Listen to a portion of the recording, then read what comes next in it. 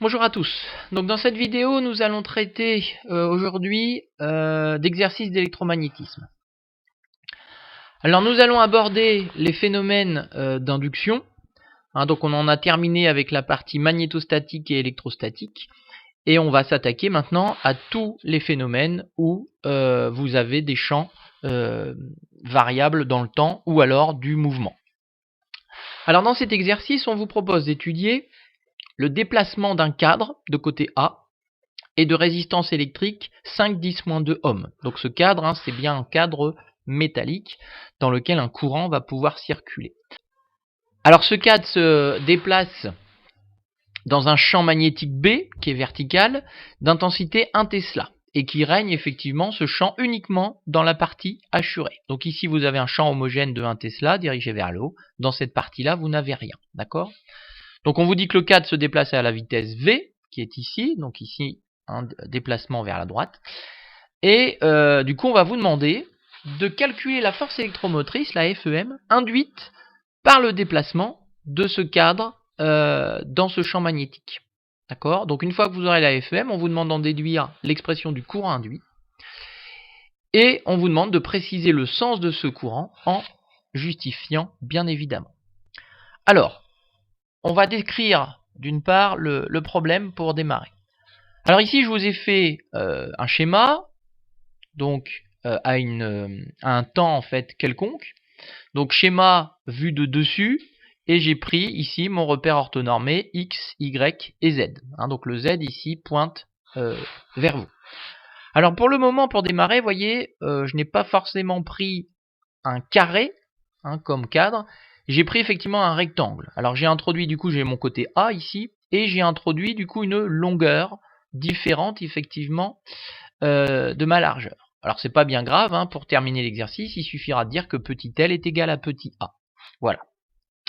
Alors sur mon schéma, j'ai bien dans la région des x négatifs, cette région-là, j'ai bien un champ B perpendiculaire qui pointe vers vous. Alors ce champ B, ici on vous dit qu'il est uniforme dans tout son domaine d'existence, à savoir pour x appartenant à moins l'infini 0, ce qui correspond bien à cette région ici.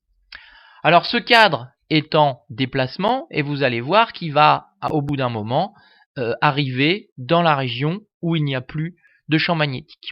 Alors on va repérer la position du cadre ici par l'abscisse X qui est en fait la position du point B. D'accord ? Alors je m'aperçois ici qu'il y a une petite erreur. On va la corriger tout de suite. Il manquait un E. Alors, la position du point B, c'est-à-dire la position du cadre, va être bien repérée par la variable X qui est ici.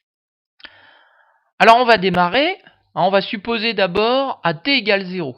Donc que se passe-t-il à t égale 0 ? On va supposer qu'à t égale 0, notre cadre, c'est-à-dire le point B ici, se trouve en 0. D'accord ? Donc on va supposer qu'à t égale 0, x est égal à 0. Alors si vous avez le cadre qui se trouve en x égale 0, si vous calculez le flux, on va appeler phi b, le flux du champ B à travers le cadre, c'est-à-dire à travers la surface ici de mon cadre. Donc à t égale 0, je calcule mon flux. Donc le flux, je vous rappelle que c'est la double intégrale sur la surface de B scalaire ds. D'accord ? Donc ici, j'ai orienté mon contour, ici, vous voyez. Donc ça, c'est mon cadre qui est orienté. Donc si vous regardez bien avec la règle de la main droite, vous tournez ici dans ce sens-là, la normale à la surface du cadre, elle pointe aussi dans votre direction. Donc en fait, le champ B et le vecteur ds sont collinéaires. Donc vous avez un champ B qui est uniforme, sur toute la surface du cadre. Je vous rappelle qu'ici B est en 0, donc on a bien un champ B qui est uniforme sur toute la surface du cadre. Donc le B, je vais pouvoir le sortir de l'intégrale. Il y a juste du coup à calculer l'intégrale de ds, ce qui vous donne en fait l'aire totale du cadre. Donc l'aire totale du cadre ici c'est A fois petit l, que j'ai appelé effectivement grand S. Donc grand S, ça sera la surface totale de notre cadre. Donc à t égale 0, ce que j'en déduis, c'est que le flux du champ magnétique à travers le cadre, c'est B fois A fois L. D'accord ? Donc ici, on vous rappelle que l'intégralité de la surface du cadre S est traversée par le champ B. Et j'en profite également pour encore corriger une petite faute d'orthographe. Alors, ici, vous avez donc un un flux B qui est égal à B à L. Donc je vous rappelle, ça c'est vrai pour X. Hein, ça sera vrai du coup pour X appartenant à moins l'infini 0. Et donc ça sera vrai pour toute date ou pour tout temps appartenant à moins l'infini 0. C'est-à-dire qu'effectivement, si votre cadre se trouve ici, eh bien vous avez le même flux. Hein, vous avez B fois L. Donc le flux est constant, hein, le flux du champ magnétique est constant pour tout T qui sera plus petit que 0. D'accord? Encore une erreur, hein, au passage. Bien. Donc on continue. Maintenant, je vais me représenter la situation à un temps quelconque. Donc la situation à un temps quelconque, c'est cette situation-là. Donc à un temps quelconque, vous voyez que mon cadre chevauche à la fois la partie où règne un champ magnétique et la partie où le champ magnétique est nul. D'accord? Alors le point B est en X. Et là, il y a une jolie coquille, il manque un S, hein, c'est le verbe être, bien évidemment. Donc le point B est en X, avec effectivement X qui est égal à VT. V étant effectivement la vitesse du cadre. Donc X est égal à VT. Donc je recalcule le flux de B à travers mon cadre. Mais alors attention, ici, vous voyez que je vais faire l'intégrale sur S'.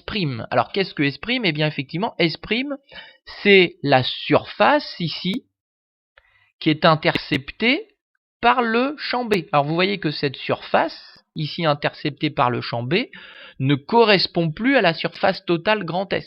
D'accord? Cette surface, qu'on va appeler S', est plus petite que la surface grand S. Et vous pouvez remarquer, comme le cadre se déplace vers la droite, cette surface S' va effectivement diminuer.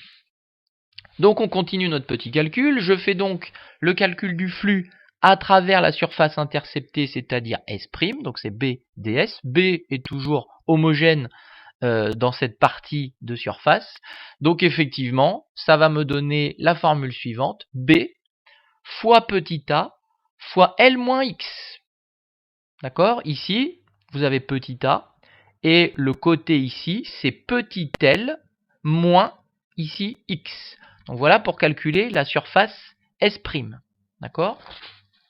Donc au final, pour une situation qui correspond du coup à cette position du cadre, vous avez un flux de B qui va dépendre du temps et qui est égal à B fois petit a facteur de L moins VT. Ici, j'ai remplacé le X par VT, tout simplement. Alors, ce flux, effectivement, cette fonction ou cette expression du flux B est valable effectivement pour X appartenant à 0 petit l et pour T appartenant à 0 grand T. Alors grand T égale L sur V.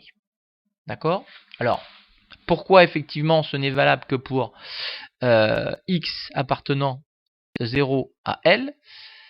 Eh bien tout simplement parce qu'effectivement lorsque X égale L, si je reprends mon schéma, lorsque X sera égal à L, ça veut dire que ma spire ici sera complètement sortie, ok, de la région où règne le champ magnétique. Donc du coup, si ma spire est complètement sortie de la région où règne le champ magnétique, ça veut dire qu'à ce moment-là, le flux du champ B sera nul. Hein. Donc vous n'aurez plus cette expression-là. D'accord? Bien. Donc, continuons. Donc, si on résume la situation, pour tout T appartenant à 0T, le flux de B ne va pas être constant, et bien évidemment, le flux de B va diminuer. Je vous rappelle que la surface S' va diminuer en fonction du temps parce que votre spire, effectivement, se déplace, tout simplement. Donc, phi B diminue quand le temps augmente. Alors ensuite, pour X supérieur à L, comme je vous l'ai dit, et donc c'est-à-dire pour tout T supérieur à grand T, tel que grand T égale L sur V, eh bien on vous dit, ça c'est ce que je vous ai dit tout à l'heure, tout le cadre est dans la région où il n'y a pas de champ magnétique. C'est cette situation-là en fait. D'accord? Donc ça c'est pour T supérieur à grand T. Donc s'il n'y a pas de champ magnétique, bien évidemment, le flux du champ magnétique est effectivement nul. Alors là c'est pareil, je me rends compte que j'ai des petites choses qui ont bougé par rapport à ma version initiale. Je les replace tout de suite sans perdre trop de temps. Voilà, excusez-moi. Bien. Donc continuons. donc vous voyez, il y a 3 cas déjà. Hein. Il y a le cas où le cadre était complètement dans la région de gauche, où il y a un champ B. Il y a le cas où votre cadre chevauche les deux régions. Et il y a finalement le cas où le cadre est complètement dans la région de droite, où il n'y a plus de champ. Alors, une fois que j'ai bien exploré mon problème, là, en termes de flux de champ, eh bien, on va pouvoir répondre à la première question, à savoir déterminer la force électromotrice induite par le déplacement. Alors là, on va utiliser quelque chose que vous devez connaître par cœur, c'est la loi de Lenz-Faraday, qui vous dit que petit e est égal à moins d de phi b sur d de t. Hein, donc petit t, c'est la force électromotrice, et le phi b, c'est le flux du champ magnétique. Donc là, vous voyez, j'ai mes 3 cas. Hein. Donc j'ai mes 3 positions en fait de cadre. Donc, lorsque mon cadre est complètement dans la zone où règne le champ magnétique, donc c'est-à-dire pour t appartenant à moins l'infini 0, hein, c'est-à-dire pour x aussi appartenant à moins l'infini 0, vous avez le flux du champ magnétique qui est constant, et si ce flux est constant, la dérivée par rapport au temps est nulle. Donc effectivement, dans cette situation-là, vous avez une force électromotrice qui est complètement nulle. Si la force électromotrice est nulle, bien évidemment, il n'y a pas, on va le voir après, de courant induit. Ensuite, lorsque votre cadre chevauche la partie où règne le champ magnétique et la partie où il n'y a pas de champ magnétique, on a vu que le flux pouvait s'exprimer de cette façon-ci et dépend bien du temps. J'opère la dérivée. Donc la dérivée, ça, vous allez avoir le moins V ici qui va apparaître. Moins par moins, ça fait plus. Et vous avez E qui est égal à BA fois V. D'accord ? Alors ensuite, pour T supérieur à grand T, d'accord ? C'est-à-dire pour X supérieur en fait à petit L. De la même manière, de ce qu'on a vu tout à l'heure, hein, vous avez un flux B qui est égal à 0. Et donc, la force électromotrice vaut 0. Alors ici, j'ai fait l'application numérique hein, dans ce cas-là. Vous avez une force électromotrice de 0,02 volts. D'accord ? Bien. Donc, une fois qu'on a la force électromotrice, on va pouvoir en déduire effectivement ensuite le courant induit. Alors, on va s'intéresser effectivement au temps appartenant à 0 grand T. Et ici, je vais écrire la circulation de mon champ électrique dans mon cadre. Hein, vous savez effectivement, ça c'est une formule que nous avons vue, vous savez que la force électromotrice, c'est aussi la circulation sur un contour fermé du champ électrique. Donc mon contour ici, bien, tout simplement, c'est mon cadre métallique, d'accord ? Et donc du coup, je sais que petit e, on a vu juste avant, c'est BAV. Donc j'en déduis que ma circulation autour de mon contour fermé, c'est-à-dire autour de mon cadre, n'est pas nulle. Donc si ma circulation n'est pas nulle, ça veut dire que le champ E n'est pas nul. Hein ? Et de plus, qu'est-ce qu'on en déduit ? On voit que la circulation est positive. Donc ça veut dire que le champ E est selon le sens anti-horaire. Hein ? Si la circulation est positive, ça veut dire que votre champ E a la même orientation que votre contour. Hein, je vous rappelle que votre contour il est orienté dans le sens anti-horaire, et donc votre champ E doit avoir effectivement la même orientation. Voilà. Alors ensuite, en ce qui concerne le courant induit, on va appliquer la loi d'Ohm. Vous savez que J est égal à sigma E, et donc J est lié forcément à l'intensité du courant induit. Donc ça veut dire que le courant induit va se balader effectivement de cette façon-là, c'est-à-dire dans le sens anti-horaire. Alors par définition, l'intensité du courant induit, ça sera la force électromotrice divisée par la résistance du cadre, c'est-à-dire ici 0,4 ampères. Alors, si on voulait, donc là on a déjà justifié le sens du courant induit en utilisant la loi d'Ohm. On a d'abord trouvé l'orientation du champ E, et par le biais de la loi d'Ohm, du coup on en a déduit l'orientation du courant induit. Alors on peut aussi raisonner différemment pour avoir le sens, l'orientation du courant induit. Si vous utilisez donc la loi de Lenz, alors la loi de Lenz, elle vous dit effectivement que le sens du courant induit est tel qu'il crée un champ magnétique induit qui s'oppose aux variations, avec une petite faute ici qu'on corrige immédiatement, donc qui s'oppose aux variations du flux du champ inducteur. D'accord? Alors, on va expliquer cette situation. Alors, regardez un petit peu le schéma que je vous ai préparé. Donc ici, on va retrouver notre cadre dans 3 situations différentes. Donc une situation pour t égale t1 supérieur à 0, une situation pour t égale t2 supérieur à t1, et une dernière situation pour t égale t3 supérieur à t2, mais plus petit que grand T. Alors, si vous regardez bien ces 3 situations, hein, vous voyez qu'ici, je vous ai mis en rouge la surface interceptée par le champ B ici. Alors ce champ B qui est ici, c'est ce qu'on va appeler le champ inducteur.